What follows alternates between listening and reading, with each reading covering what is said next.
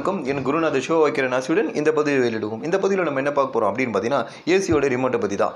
ஏசியோட ரிமோட்டை பற்றி ஏற்கனவே நான் 2 வீடியோ போட்டிருக்கிறேன். ஏசி ரிமோட் வந்து எப்படி நம்ம ஆப்ஷன் பண்ணோம் அப்படின்ற ஒரு வீடியோவும், அப்புறம் நம்ம ஏசிக்கு வந்து ரிமோட்டே இல்லைனா யூனிவர்சல் ரிமோட்டுன்னு ஒன்று இருக்குது. அந்த யூனிவர்சல் ரிமோட்டை வாங்கி நம்ம எப்படி யூஸ் பண்ணணும்னு சொல்லி போட்டிருக்கிறேன். அதாவது அந்த யூனிவர்சல் ரிமோட்டில் என்ன பண்ணணும் அப்படின்னு பார்த்தீங்கன்னா, ஒவ்வொரு ஏசிக்கும் நம்மளே தானாக செட் பண்ணணும். செட் பட்டனை அழுத்தி அதுக்கப்புறம் நம்ம ஃப்ரீக்வன்சி கரெக்ட் பண்ணி வந்து அதுக்கப்புறம் நம்ம ஓகே கொடுத்த பிறகு அது வந்து நம்மளுக்கு ஆப்ஷன் ஆகும்.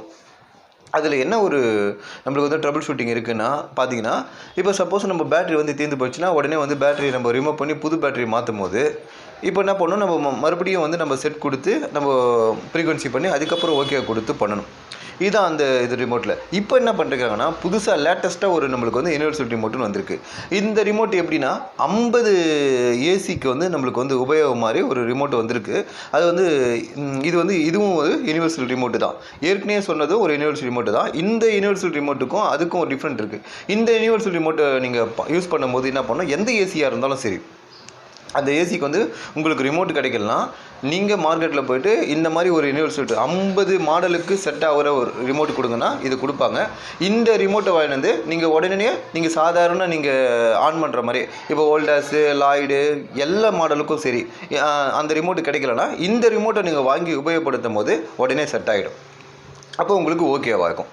நீங்கள் ஏற்கனவே வந்து யூனிவர்சல் ரிமோட்டை ஒன்று பெருசாக நம்ம இப்போ நீங்கள் அந்த ரிமோட்டில் பார்த்தீங்கன்னா நீங்கள் வாங்கி ஒவ்வொரு தடவை செட் பண்ணணும். இந்த ரிமோட்டை நீங்கள் செட் பண்ணவே தேவையில்ல.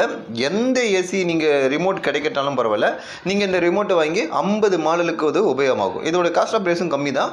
நீங்கள் வாங்கி இப்போ நீங்கள் ரிமோட் கிடைக்கல, அந்த மாடல் கிடைக்கல, மாடல் தேடணும் அப்படின்றதெல்லாம் கிடையாது.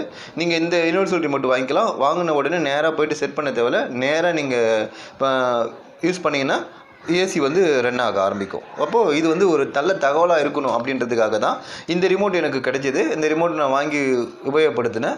இது எல்லாருக்கும் பயனடைகிறதுக்காக தான் இந்த வீடியோ உங்களுக்கு நான் போட்டிருக்கிறேன். இந்த வீடியோ உங்களுக்கு பிடிச்சிருந்தால் லைக் பண்ணுங்கள், ஷேர் பண்ணுங்கள், கமெண்ட்ஸ் பண்ணுங்கள், மறக்காமல் சப்ஸ்கிரைப் பண்ணுங்கள். கூடவே பெல் ஐக்கன் பட்டனில் ஆல் என்ற பட்டன் அழுத்துங்க. அப்போ தான் நான் போடுற வீடியோ உங்களுக்கு நோட்டிஃபிகேஷனாக வரும். நன்றி, வணக்கம்.